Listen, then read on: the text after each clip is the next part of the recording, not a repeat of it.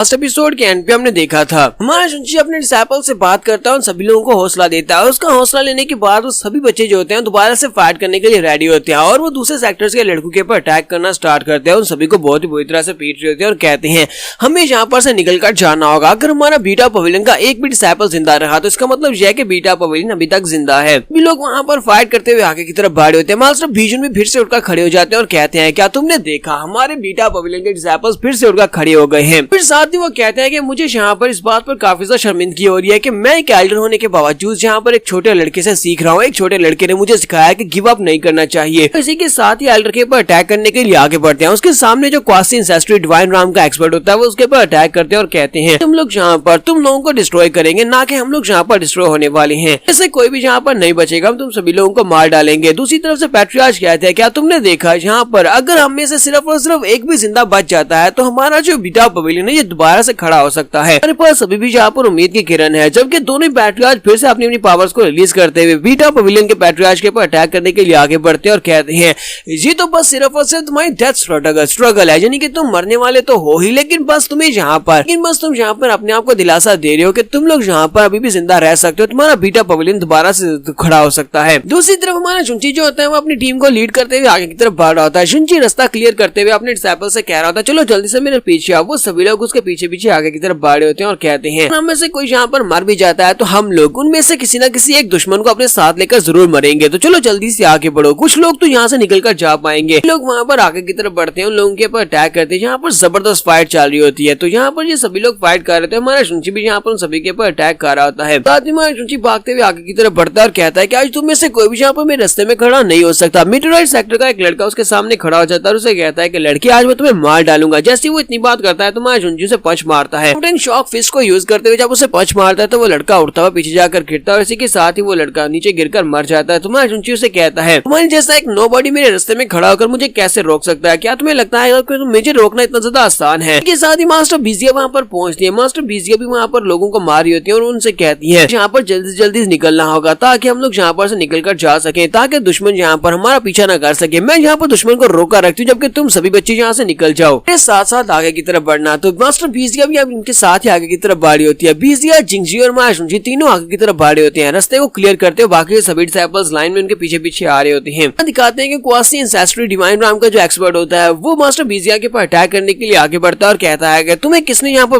Permission दे दी यहाँ से निकल कर जाने की? जैसे ही वो उसके ऊपर आकर अटैक करता है तो अटैक काफी ज्यादा पावरफुल होता है। वहाँ पर बहुत सारी फायर निकलती है। मास्टर बीजिया कहते हैं ये बंदा तो बहुत ज्यादा पावरफुल है, लगता है कि ये अपनी रिफाइन लेवल के 4th लेवल तक पहुंच चुका है और बहुत ही जल्दी इंसेस्ट्री राम में पहुंचने वाला है। मैं इसे फाइट नहीं कर पाऊंगी। तो बीजन ये देखने के बाद जल्दी से भागते हुए बीजिया की तरफ आगे बढ़ते हैं और उसे कहते हैं कि तुम्हारा ओपोनेंट मैं हूँ, तुम्हें मुझसे फाइट करनी है ना किसी और से। इसके साथ ही वो क्वासी एल्डर जो होता है वो अपने लोगों से कहता है कि चलो जल्दी से इस बंदे को यहीं पर रोको। तो बहुत सारे लोग निकलते हैं, बहुत सारे लड़के वहाँ पर बीच में आ जाते हैं और हमारे मास्टर बीजन को वहीं पर रोक देते हैं। कि दूसरी तरफ जो क्वासी डिवाइन इंसेस्ट्री राम का एक्सपर्ट है वो मास्टर बीजिया के साथ फाइट कर सके और उसे अटैक कर सके। वो आगे बढ़ता है और उसे कहता है कि तुम बहुत ज्यादा खूबसूरत हो, तुम एक बहुत ही खूबसूरत लेडी हो। अगर तुम यहाँ पर मुझसे वादा करो तो कि तुम मेरी औरत बनने को तैयार हो, तुम मेरी रखेल बनने को तैयार हो, तो फिर मैं तुम्हें यहाँ पर जिंदा छोड़ सकता हूँ। इस बीटा पवेलियन में अब क्या रखा है? बीटा पवेलियन तो डिस्ट्रॉय होने वाला है। इसी के साथ ही मास्टर बीजिया उसके मुंह के ऊपर थूक देती है और कहती है दफा हो जाओ, मैं यहाँ पर मरना पसंद करूंगी। यहाँ पर जितने भी इन्वेडर है सभी को मरना होगा। जिन लोगों ने बीटा पवेलियन के ऊपर अटैक किया वो अपनी तलवार उसके सामने करती है, लेकिन इस बात सामने वाला एल्डर जो होता है काफी ज्यादा गुस्सा हो जाता है। वो उसके पेट में एक जबरदस्त पंच मारता है और उसे कहता है तो यहाँ पर ये तुम्हारी बुरी किस्मत है कि तुमने मुझे रिजेक्ट कर दिया। अब यहाँ पर मेरे पर ब्लेम मत देना कि मैं तुम्हारे साथ जो कुछ भी करने वाला हूँ। बीजिया के मुंह से ब्लड निकलता है और बीजिया वहीं पर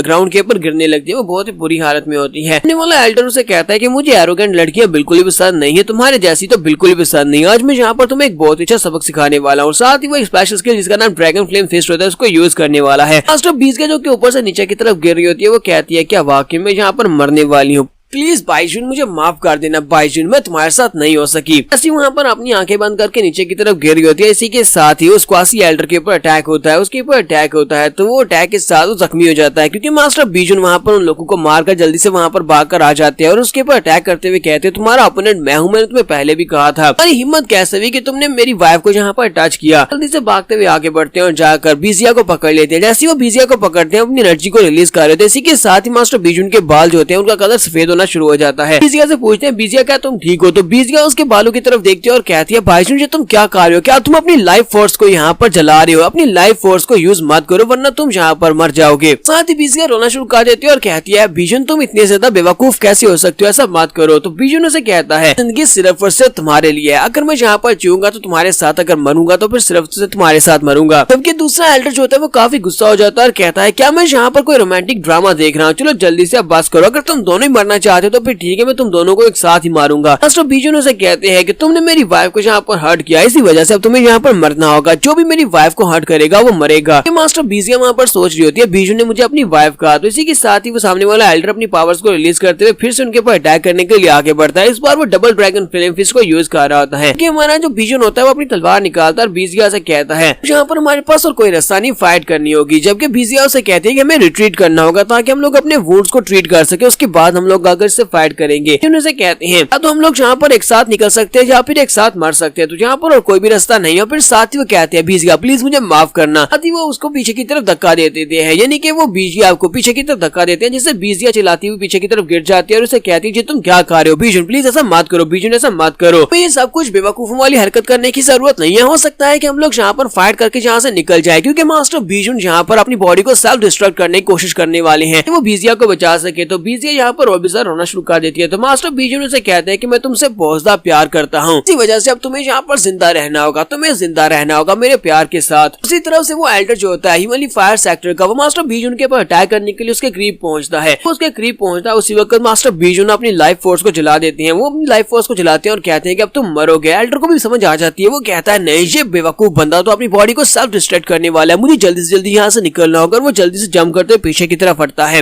लेकिन मास्टर बीजून जो होते हैं वो भी जल्दी से जंप करते हुए आगे की तरफ बढ़ते हैं, जाकर उसके दोनों हाथ पकड़ लेते हैं और उनसे कहते हैं तुम यहाँ से नहीं जा सकते, तुम यहाँ पर मेरे साथ ही मरोगे। और इसी के साथ ही मास्टर बीजून चिल्लाकर कहते हैं कि हमारा बीटा पवेलियन हमेशा जिंदा रहे। और इसी के साथ ही बूम, और मास्टर बीजून की बॉडी वहाँ पर फट जाती है। मास्टर बीजून की बॉडी फटने के साथ वो एल्डर तो मरता ही है, लेकिन वहाँ पर एक जबरदस्त धमाका होता है। सभी लोग वहाँ पर देखते हैं कि ये धमाका कहाँ पर हुआ है। शुनची भी वहाँ पर महसूस कर रहा होता है। जिंगजी कहती है यहाँ पर अचानक से क्या हुआ, इतना बड़ा धमाका कैसे हुआ है? तो वुफेन उन लोगों से कहता है कि मुझे लगता है किसी माउंटेन लॉर्ड ने अपनी बॉडी को सेल्फ डिस्ट्रक्ट कर दिया, अपनी बॉडी को फोड़ दिया है ताकि वो दुश्मन को मार सके। जबकि मोटू लोगों से कहता है कि ये तो मास्टर बीजून है, ड्रैगन माउंटेन के मास्टर बीजून है, उनकी जो लाइफ फोर्स है वो खत्म हो चुकी है, कि उन्होंने अपनी बॉडी को सेल्फ डिस्ट्रक्ट कर दिया। तो मिस बीजिया भी भागती हुई उन लोगों के पास पहुंच जाती है। तो हमारा चुंची आगे बढ़ता है और उसे कहता है कि मिस बीजिया ड्रैगन माउंटेन के हेड कहाँ पर है, मास्टर बीजून कहाँ पर है? तो बीजिया आगे से बिल्कुल खामोश होती है, फिर साथ ही कहती है वो यहाँ पर मरे हैं तुम सभी लोगों के लिए, मैं नहीं चाहती कि उनकी मौत यहाँ पर रायगा जाए, चलो जल्दी से यहाँ से निकलते हैं, हमें यहाँ से बचकर जाना होगा। वो ये बात करती है, तुम्हारे चुंची और बाकी के सभी लोग बहुत ज्यादा उदास हो जाते हैं और रोना शुरू कर देते हैं। चुंची चिल्लाकर कहता है कमीनों कहीं कि मैं तुम सभी लोगों को मार डालूंगा, तुम में से कोई भी जिंदा नहीं बचेगा। मास्टर बीजिया उन सभी लोगों से कहते हैं हमें यहाँ पर उदास नहीं होना, हम सभी लोगों को आगे बढ़ना होगा, जो भी हमारे रास्ते में आएगा उन सभी को मार डालो और आगे की तरफ बढ़ते जाओ, हमें यहाँ से निकलना होगा, हमें जल्दी से जल्दी आगे बढ़ना होगा। तो वो सभी को मारते हुए आगे की तरफ बढ़ना स्टार्ट करते हैं।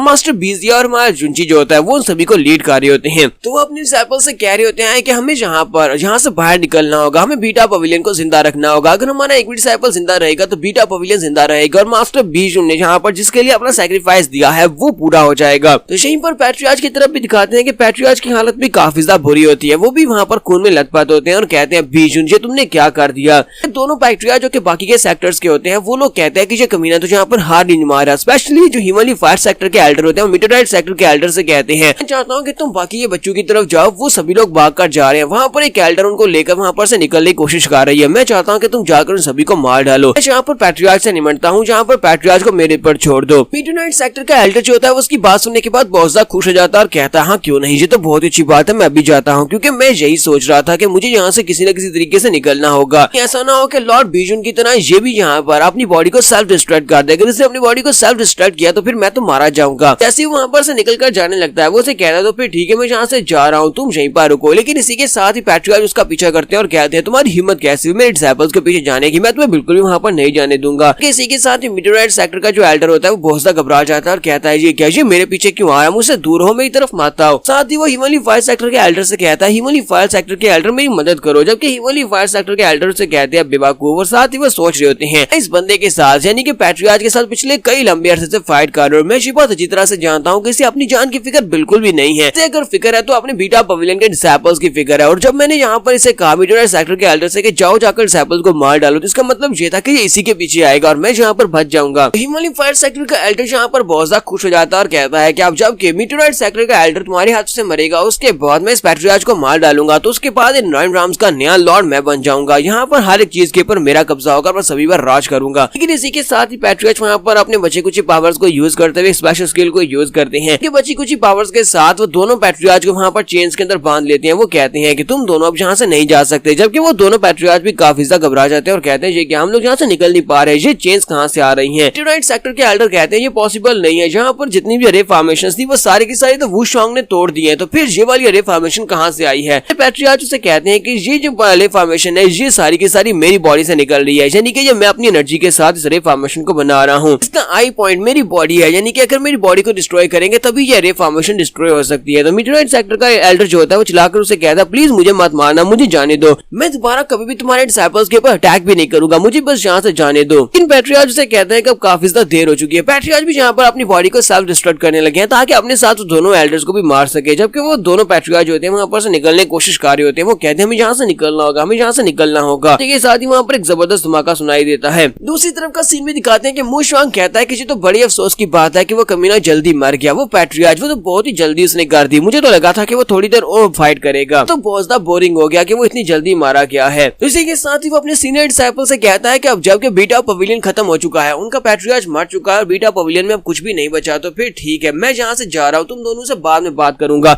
और इसी के साथ ही वो पोर्टल ओपन करता है और उसके अंदर जाने लगता है, जबकि मोटू से कहता है कमीने कहीं कि तुम यहाँ से नहीं जा सकते, वो उसे पंच मारता है। लेकिन इसी के साथ ही वुशोंग उस पोर्टल के अंदर गायब हो जाता है, वहां से चला जाता है और कहता है कि अगली बार जब हम लोग मिलेंगे तब हम लोग बहुत ज्यादा मजा करेंगे, फिलहाल के लिए मैं जा रहा हूँ। और पोर्टल में वो गायब हो जाता है। उसके चले जाने के बाद हमें उस जगह का सीन दिखाया जाता है जहाँ पर धमाका हुआ था, जहाँ पर पैट्रियार्च ने अपनी बॉडी को सेल्फ डिस्ट्रॉय किया था। पैट्रियार्च के मरने के बाद वहाँ पर जितने डिसाइपल्स होते हैं, जैसे कुछ बीटा पवेलियन के होते हैं और कुछ मीटरॉइड सेक्टर के डिसाइपल्स होते हैं, वो सभी लोग कहते हैं कि वहाँ पर क्या हुआ। वहाँ पर बीटा पवेलियन के पैट्रियार्च ने अपनी बॉडी को ब्लो कर दिया। अपनी बॉडी को ब्लो करने के बाद वो दोनों ही एल्डर्स के करीब थे, यानी दोनों फैमिलीज के पैट्रियार्च उसके करीब थे। यानी हमारे पैट्रियार्च के साथ क्या हुआ होगा। मीटरॉइड सेक्टर के एल्डर कहते हैं हो सकता है कि उम्मीद कर सकते हैं कि उन दोनों में से एक जिंदा हो। मीटरॉइड सेक्टर का एल्डर कहता है मैं चाहता हूँ कि वो दोनों के दोनों ही जिंदा हो, क्योंकि अगर उनमें से एक भी मर गया तो मतलब यह है कि दूसरा बाकी के सभी लोगों को मार डालेगा। तो यहाँ पर हिमालय फायर सेक्टर या मीटरॉइड सेक्टर के दोनों एल्डर्स में से किसी एक को जिंदा नहीं होना चाहिए, बल्कि दोनों को जिंदा होना चाहिए। तो सभी लोग यहाँ पर यही प्रे कर रहे होते हैं कि दोनों पैट्रियार्च जिंदा हो। तो वो सामने की तरफ देखते हैं, धुआं हटने के बाद दिखाते हैं हिमालय फायर सेक्टर और मीटरॉइड सेक्टर के दोनों ही एल्डर जिंदा होते हैं। लेकिन हिमालय फायर सेक्टर के जो एल्डर होते हैं वो कहते हैं शुक्र है कि मैं वहां से काफी ज्यादा दूर था, इसी वजह से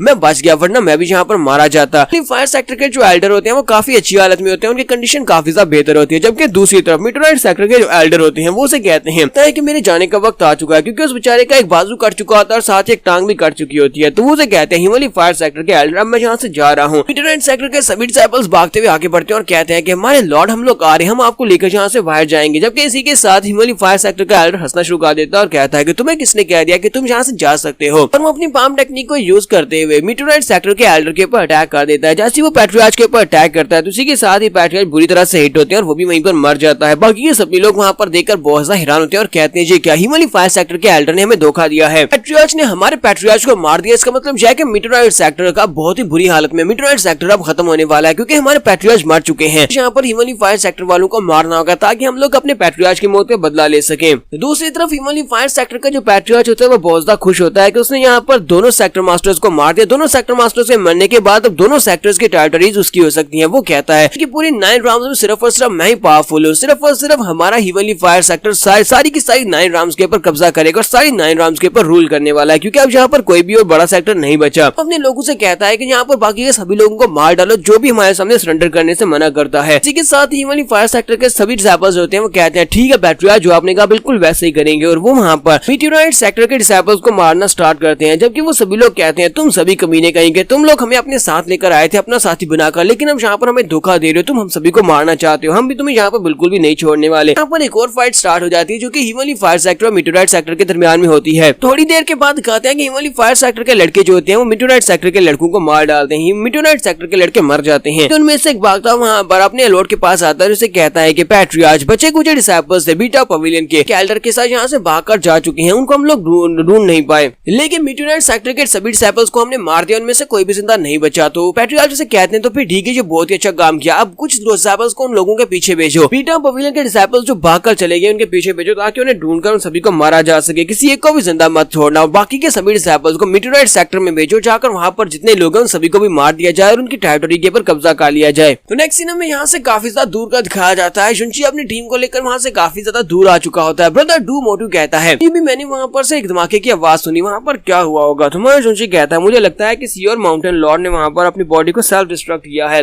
हो सकता है कि उनमें से काफी सारे वहाँ पर मारे गए हों और हो सकता है कि दोनों पैट्रियट में से कोई एक मारा गया हो। इसी वजह से अब हम लोग यहाँ पर थोड़ी शांति से आगे बढ़ सकते हैं। तो शिंजी आगे बढ़ते हैं और शुनची से कहती है शुनची आप बताओ कि आगे का प्लान क्या है, अब हम लोग आगे क्या करेंगे? क्योंकि अगर वहाँ पर हिमालय फायर सेक्टर के लोग जिंदा है तो हमारे पीछे कुछ लोगों को जरूर भेजेंगे ताकि हमें पकड़ा जा सके। बुफेन कहता है कि हमें उन लोगों से अभी निपटना होगा क्योंकि अगर उन लोगों ने हमें यहाँ पर देख लिया और वापस जाकर बता दिया तो फिर वो रीइंफोर्समेंट्स लेकर यहाँ पर आएंगे और उसके बाद हम लोग उनसे निपट नहीं पाएंगे। शुनची लॉर्ड बीजिया से कहता है कि मास्टर बीजिया मैं चाहता हूँ कि आप इन सभी डिसाइपल्स को अपने साथ देकर यहाँ से चली जाए, इन सभी को अपने साथ देकर कोड डिसाइपल्स के टेस्ट अरीना में ले जाएं। यहाँ पर जो रे फॉर्मेशन है वो हम सभी को प्रोटेक्शन देगी। और बीजिया से कहती है क्या तुम वाकई में वहाँ पर जो जियोमेंसर रे फॉर्मेशन है उसको यूज करना चाहते हो और उसको यूज कर पाओगे? शुनची से कहता है कि हाँ मुझे ये करना होगा, हमारे पास सिर्फ और सिर्फ एक ही ऑप्शन बचा है कि हम उस रे फॉर्मेशन को यूज करते हुए अपने पीछे आने वाले सभी डिसाइपल्स को मार डालें। तो मैं शुनची आगे की तरफ बढ़ जाता है और कहता है कि अब मैं यहाँ से जा रहा हूँ। ये उसे कहती है तो फिर ठीक है शुनची अपना बहुत ज्यादा ध्यान रखना। लॉर्ड बीजिया भी उसे कहती है कि अगर वहाँ पर सिचुएशन तुम्हें ऐसी लगे कि तुम और ज्यादा नहीं संभाल सकते तो बस वहाँ से निकल आना, वहाँ पर ज्यादा देर रुकने की जरूरत नहीं है। तुम्हारा शुनची से कहता है कि आपको परेशान होने की जरूरत नहीं है, मैं वहाँ पर मरने के लिए नहीं बल्कि मारने के लिए जा रहा हूँ। के साथ ही हमारा शुनची जब वापस पहुंचता है तो हिमालय फायर सेक्टर के डिसाइपल्स उसके पीछे पहुंच जाते हैं। तो वो काफी सारे होते हैं, वो उसे कहते हैं कि ये लो हमें वो मिल गई, नहीं यहीं पर रोकना होगा, इन्हें यहीं पर रोककर इन सभी को मार डालते हैं। ऐसे वो लोग वहाँ पर पहुंचने में अपनी फायर्स को रिलीज करते हैं और कहते हैं कि ये लड़का कहीं पागल तो नहीं हो गया, ये अकेला यहाँ पर हमारे सामने आकर खड़ा हो गया है, इस लड़के को क्या लगता है ये अकेला हम सभी को रोक पाएगा? ऐसे कहता है लगता है कि ये लड़का मरना चाहता है, इसकी मरने की कोई ख्वाहिश है। शुनची सभी लोगों से कहता है कि तुम सभी लोग यहाँ पर मरने वाले हो, मैं नहीं। शुनची लोगों से कहता है कि मैं इस वक्त बहुत ही बुरे मूड में होकर तुम सभी लोग यहाँ पर मरना नहीं चाहते तो फिर यहाँ से दफा हो जाए, तुम्हारे लिए यही अच्छा रहेगा। शुनची जब चिल्लाकर उन लोगों से ये वाली बात करता है तो वो सभी लड़के आके से हंसना शुरू कर देते हैं और कहते हैं कि ये लड़का तो वाकई में पागल हो चुका है, इस लड़के को क्या लगता है कि ये यहाँ पर हमसे जीत सकता है, हम लोग तादाद में से बहुत ज्यादा है जबकि ये सिर्फ और सिर्फ एक अकेला है।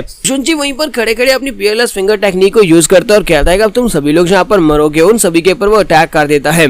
शुनची वहाँ पर उनके ऊपर अटैक करता है रे फॉर्मेशन को एक्टिवेट करते हुए, तो रे फॉर्मेशन उसके अटैक को डबल कर देती है जिससे उसकी अटैक पावर बहुत ज्यादा बढ़ जाती है और सभी लड़के वहाँ पर चिल्लाना शुरू कर देते हैं और कहते हैं इस लड़के ने यहाँ पर जियोमेंसर स्किल को यूज किया है, ये यहाँ पर रे फॉर्मेशन को यूज कर रहा है, हमें यहाँ से निकलना होगा वरना हम सभी लोग यहाँ पर मारे जाएंगे। लेकिन ये यहाँ पर रे फॉर्मेशन को यूज कैसे कर सकता है क्योंकि वू शुआंग ने तो सारी की सारी रे फॉर्मेशन को डिस्ट्रॉय कर दिया था, फिर इसके पास यहाँ पर रे फॉर्मेशन कहाँ से आई है? ऐसा दुनिया के इस लड़के को भी रे फॉर्मेशन बनाना आती है। शुनची उन लोगों से कहता है कि अभी तो बस यहाँ पर शुरुआत है, वो उन सभी को मार देता है। वहाँ पर जितने लड़के होते हैं वो सारे के सारे जलकर मर जाते हैं। शुनची कहता है कि अभी बाद में मैं बहुत ही जल्दी जब स्ट्रॉन्ग बन जाऊंगा तो बाद में तुम्हारे हिमालय फायर सेक्टर में जरूर आऊंगा और तुम्हारे हिमालय फायर सेक्टर को यहाँ पर खून का बदला खून से चुकाना होगा, सभी एल्डर्स को मरना होगा। वहाँ पर जो लड़के जल रहे होते हैं उनमें से एक कहता है मुझे लगता है कि हिमालय फायर सेक्टर के लिए सबसे बड़ी रुकावट यही लड़का बनेगा, हमारे 9 राम्स के ऊपर कब्जा करने का ख्वाब ही रहने वाला है, लड़का कभी भी ऐसा नहीं होने देगा। किस्मत तो बहुत ज्यादा बुरी थी जो आप लोग जहाँ पर आए इसका पीछा करते हुए, जहाँ पर इसके हाथ से मारे गए। में शेल्टर का दिखाया जाता है जहाँ पर हमारे शुनची के दोस्त जो होते हैं वो शेल्टर ले रहे होते हैं, वहाँ पर जो लोग जख्मी होते हैं वो उन सभी लोगों को वहाँ पर हील कर रहे होते हैं। तुम्हारा शुनची भी वहाँ पर झाड़ियों के अंदर से बाहर निकलता है और उनसे कहता है कि मैं वापस आ गया। शिंजी भागती हुई आगे बढ़ती है, उसका हाथ पकड़ती है और उसे कहती है कि शुनची क्या तुम ठीक हो? तो तुम्हें कुछ चोट तो नहीं लगी? शुनची उसे कहता है मैं बिल्कुल ठीक हूँ, तुम्हें परेशान होने की जरूरत नहीं है, मैंने सभी के सभी दुश्मन को मार दिया, फिलहाल के लिए हम लोग यहाँ पर सेफ हैं। तो वो सभी लड़के काफी बुरी हालत में होते हैं यानी जख्मी होते हैं और वो लोग कहते हैं क्या वाकई में हम लोग यहाँ पर सेफ हैं? उनमें से कहता है तो शुक्र है, फिर मैं यहाँ पर थोड़ी देर के लिए सो सकता हूँ। तीसरा कहता है कि अब हम लोग क्या करेंगे, हमारा सेक्टर डिस्ट्रॉय हो चुका है, हम लोग ना घर वापस जा सकते हैं ना ही यहाँ पर सेक्टर में वापस जा सकते हैं। तो बीजी आगे बढ़ती है, शुनची से पूछते हैं शुनची बाहर के हालात बताओ, वहाँ पर क्या हो रहा है? मीटेओराइट सेक्टर और हिमालय फायर सेक्टर उन दोनों का क्या बना और वो दोनों क्या वहाँ पर सारे के सारे सेक्टर को डिस्ट्रॉय कर दिया? क्या हमारे कुछ डिसाइपल्स बच पाए या नहीं? हमारे पैट्रियार्च के बारे में क्या तुम्हें उन सभी के बारे में कुछ खबर है?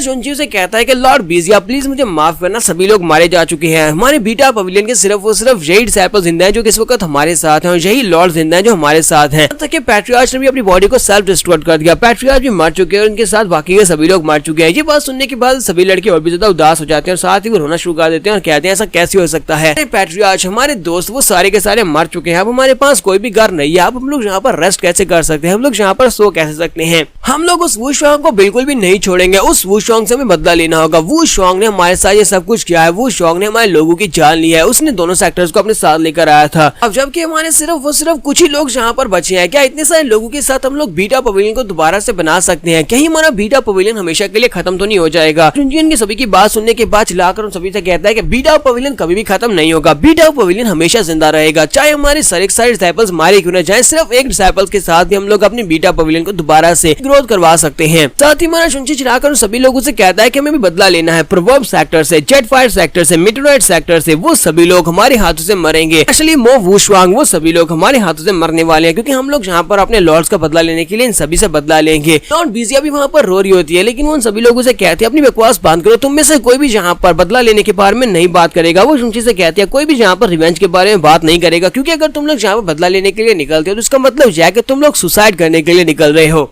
जबकि हमारा शुंची लॉर्ड बीजिया से कहता है कि मास्टर बीजिया, आपके पास जो रिंग है ये पैट्रियार्च ने आपको दी थी, मरने से पहले पैट्रियार्च ने ये रिंग आपको दे दी थी, इसी वजह से ये रिंग के अंदर बहुत सारा खजाना पड़ा हुआ है हमारे बीटा पवेलियन का। तो मैं चाहता हूँ कि आप ये रिंग मुझे दे दें, क्योंकि इसके अंदर जो रिसोर्सेज है मैं उनको यूज करते हुए अपना बदला ले सकता हूँ। तो लॉर्ड बीजिया उसे कहती है नहीं, मैं तुम्हें ये रिंग बिल्कुल भी नहीं दूंगी, मैं तुम्हें किसी भी सुसाइडल मिशन के ऊपर नहीं भेजने वाली। तुम यहाँ पर अपने आप को मरवाना चाहते हो और मैं ऐसा बिल्कुल भी नहीं चाहती। तो मैं शुंची से कहता चाहे कुछ भी हो जाए, चाहे आप कितनी ही ट्राई क्यों ना कर ले मुझे यहाँ पर रोकने की, लेकिन मैं बिल्कुल भी नहीं रुकने वाला। सभी लोग मरने वाले हैं। अगर तुम मुझे यहाँ पर रिंग नहीं देती तभी वो सभी लोग मरने वाले हैं, क्योंकि मैं जाकर अकेले ही कल्टीवेट करूंगा और अपने आप को इतना स्ट्रॉन्ग बनाऊंगा कि जाकर उन सभी लोगों को मार डालूं। एक डिसाइपल चिल्लाकर उसे कहता है कि शुंची प्लीज मत जाओ, तुम अकेले उनका सामना नहीं कर सकते, वो लोग बहुत ज्यादा पावरफुल है, अकेले तुम वहाँ पर क्या कर पाओगे, हमारे पैट्रियार्च भी उनके सामने नहीं टिक पाए, यहाँ पर अपनी लाइफ को इस तरह वेस्ट नहीं कर सकते। तो इसी के साथ ही लॉर्ड बीजिया अपनी रिंग उतारते हैं और कहते हैं अच्छा ठीक है लड़के, तुम बहुत ज्यादा स्टबर्न हो, अब जबकि तुम यहाँ पर जा ही रहे हो तो फिर ठीक है, तुम इस रिंग को अपने साथ ले जाओ, ये तुम्हारे काम आएगी। क्या तुम्हें वाकई में बताया कि तुम यहाँ पर कर क्या रहे हो? तो वहाँ शुंची कहता है मुझे पता है कि मैं क्या कर रहा हूँ, और वो रिंग ले लेता है और कहता है कि अब मैं यहाँ पर बदला लेने के लिए जा रहा हूँ।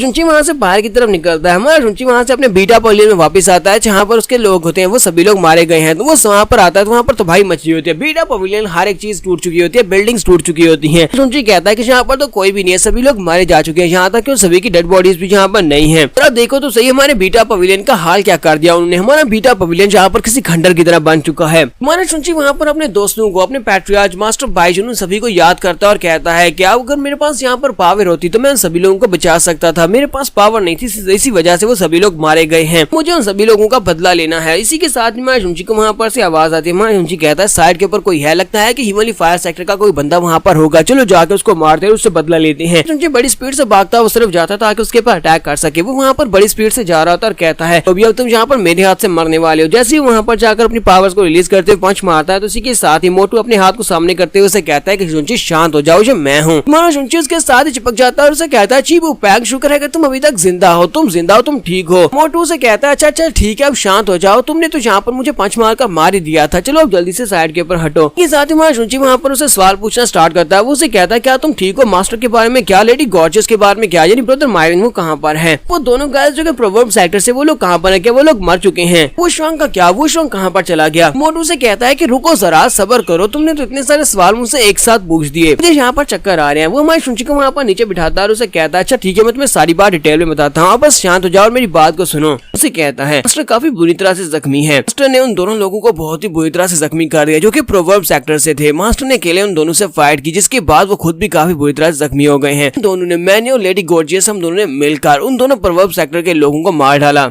तुम्हारा शुंची से पूछता है तो बताओ इस वक्त मास्टर कहाँ पर है। तो मोटू से कहता है कि लेडी गॉर्जियस मास्टर को अपने साथ लेकर कहीं रिट्रीट में चला गया है, वो ऐसी जगह के ऊपर चले गए हैं जहाँ पर कोई उन्हें ढूंढ ना सके। मास्टर की हालत काफी ज्यादा खराब है, तो इसी वजह से उन्हें वहाँ पर अब बैठकर अपने आप को कल्टीवेट करवाना होगा ताकि वो अपने आप को हील करवा सके।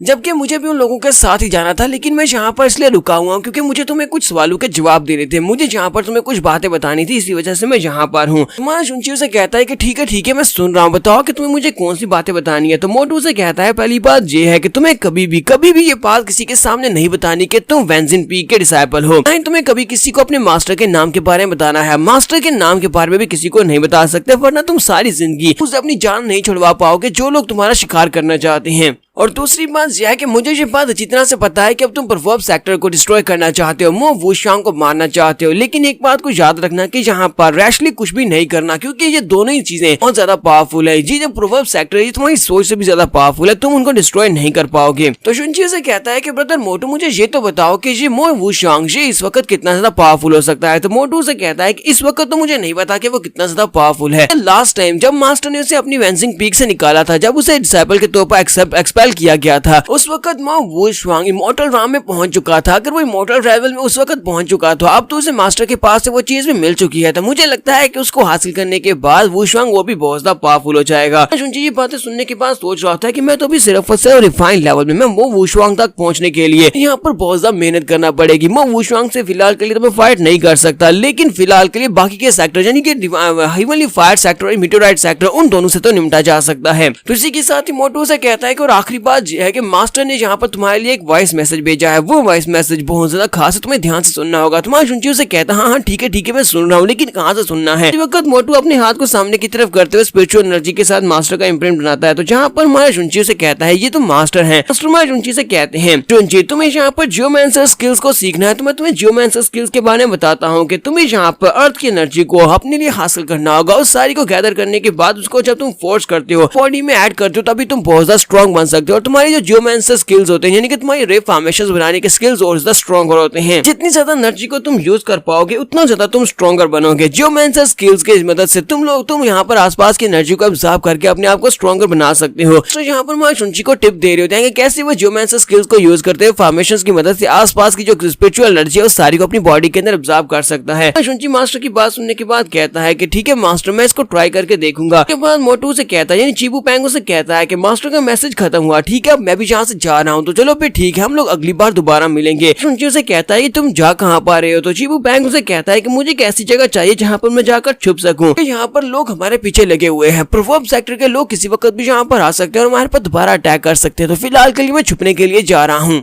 जाने से पहले ब्रदर चीबू पैंगो से कहता है क्या तुम्हें वहाँ पर वो माउंटेन दिखाई दे रही है, उसको ड्रैगन हेड माउंटेन कहते हैं। ड्रैगन हेड माउंटेन का वहाँ पर एक ड्रैगन की सोल है, यानी कि उस पीक के ऊपर बहुत सारी एनर्जी है, वो सारी की सारी ड्रैगन सोल फॉर्मेशन से बनी है। इसी वजह से अगर तुम वहाँ पर जाकर कल्टीवेट करते हो, जियोमैंसर स्किल्स को यूज करते हो, तो तुम वहाँ पर ड्रैगन की एनर्जी को अब्सॉर्ब कर सकते हो। और अगर तुम वहाँ पर सारी की सारी ड्रैगन एनर्जी को अब्सॉर्ब कर लोगे तो मुझे लगता है कि तुम बहुत ज्यादा स्ट्रॉन्गर बन जाओगे। जाओ जाकर वहाँ पर इसको आजमा कर देखो। शुनची से कहता है ठीक है ब्रदर मोटू मैं वहाँ पर जाऊंगा और जाकर इसको आजमा कर देखूंगा। तो चीबू पैंगो से कहता है तो फिर ठीक है मेरे छोटे भाई हम लोग जा रहे हैं। उम्मीद करता हूँ कि जब अगली बार मैं तुमसे मिलूंगा तब तुम मुझसे भी ज्यादा स्ट्रॉन्गर बन चुके होगे और तुम 9 राम में सबसे ज्यादा स्ट्रॉन्गर इंसान, सबसे ज्यादा फेमस बन चुके होगे। इसी के साथ चीबू पैंग भी वहाँ चला जाता है। चीबू पैंग के वहाँ चले जाने के बाद मेरा शुनची कहता है कि सभी लोग अब जा चुके हैं, उन सभी के जाने के बाद अब मुझे भी यहाँ पर कुछ करना होगा। शुनची कहता है कि हमारा बीटा पवेलियन सर देखो तो इसकी हालत क्या बना दी, इन सभी कमीनों ने मिलकर पवेलियन को खत्म कर दिया। बीटा पवेलियन की दीवारें भी नहीं बची, यहाँ तक कि सभी लोग भी मारे गए हैं। मुझे यहाँ पर कुछ ना कुछ करना होगा। तो शुनची उस ड्रैगन माउंटेन की तरफ आगे बढ़ता है और कहता है कि ठीक है मुझे यहाँ पर इस दुनिया से भी आगे बढ़ना है, यानी कि बहुत ज्यादा स्ट्रॉन्गर बनना है और उसके बाद अपना बदला लेना है। तो शुनची ड्रैगन माउंटेन की तरफ जाना स्टार्ट करता है और कहता है मास्टर ने जो मुझे बताया कि यहाँ पर अरे फॉर्मेशंस को बनाकर हम लोग एनर्जी को अपनी बॉडी के अंदर फोर्सफुली ऐड कर सकते हैं और सारी स्पिरिचुअल एनर्जी को ऐड करके हम लोग अपने आप को स्ट्रॉन्गर बना सकते हैं। तो फिर मुझे यहाँ पर जाकर आजमा कर देखना चाहिए।